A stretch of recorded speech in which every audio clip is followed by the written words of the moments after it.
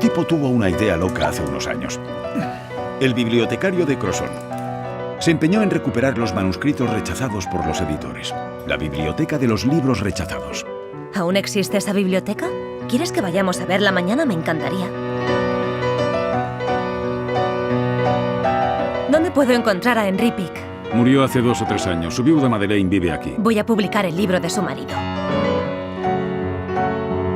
Todo un triunfo literario. Una obra maestra. Las últimas horas de una historia de amor del enigmático Henry Pick.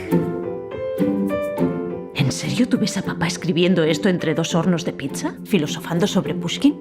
¿Quién es el escritor que está detrás? Porque es brillante. Si esta historia fuera un montaje, lo sabría. Los fraudes literarios siempre se acaban descubriendo. Se llevó el secreto a la tumba. Acéptelo.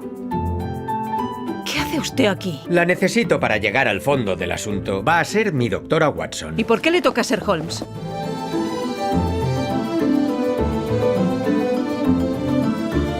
A veces la solución es tan evidente que no la vemos. Es como si hubiera vuelto a la casilla de salida. Bravo, Henry Pick.